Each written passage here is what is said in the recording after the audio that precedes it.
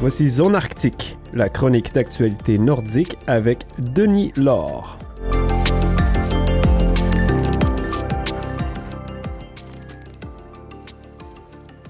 La nation métisse des territoires du Nord-Ouest sera l'hôte d'un événement consacré au changement climatique qui se tiendra à Fort Smith les 22 et 23 octobre prochains.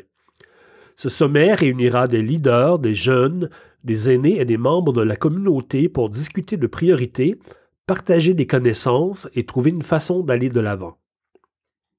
Plusieurs médias, dont Radio-Canada International, rapportent que la Suède est prête à diriger des forces de l'OTAN déployées en Finlande. Les deux pays font partie de l'Organisation du traité de l'Atlantique Nord depuis 2023. Or, celle-ci demande que la frontière russo-finlandaise, longue de 1340 km, soit mieux protégée. Selon la Tribune, des consultations supplémentaires sont prévues et aucune décision n'a pour l'heure été prise sur le nombre et l'emplacement exact des troupes.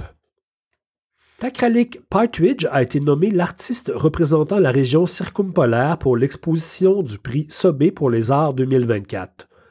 Originaire du Nunavik, Mme Partridge est une conservatrice, une poète et une artiste visuelle. L'exposition, organisée par le Musée des beaux-arts du Canada et la Fondation Sobey pour les arts, ouvrira ses portes au public à Ottawa le jeudi 3 octobre. La personne gagnante de cette année sera annoncée le samedi 9 novembre lors d'une célébration spéciale au musée. Le gouvernement du Yukon a publié un rapport résumant les rétroactions à la révision de la loi sur la protection de l'enfance.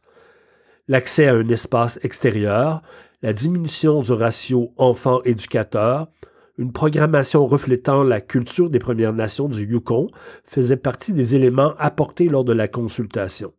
Les commentaires recueillis serviront à mettre à jour la loi qui date de 1990. La récolte de caribou de l'île de Baffin à Pangnirtung est terminée pour 2024-2025. La limite de 58 têtes allouées pour la communauté a été atteinte. Le total de la récolte allouée a été déterminé par le Conseil de gestion de la faune du Nunavut pour aider au rétablissement de l'espèce. L'ambassadeur des États-Unis au Canada, David L. Cohen, a dirigé une délégation commerciale de 7 compagnies américaines à Whitehorse du 18 au 20 septembre. Les États-Unis sont à la fois la principale source d'importation et la principale destination d'exportation du territoire. Les compagnies visiteuses font partie des domaines des télécommunications, du transport, de l'énergie, de la géomatique et de la construction.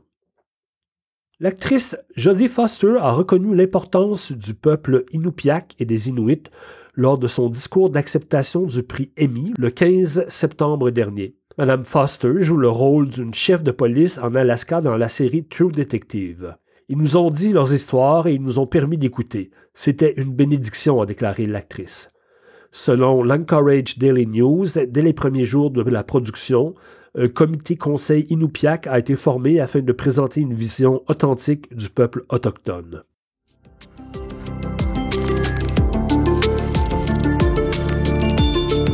Zone Arctique est produite par Médiaténois. Retrouvez toutes les capsules sur le site web media-union.ca ou suivez-nous en mode balado sur toutes les plateformes de diffusion.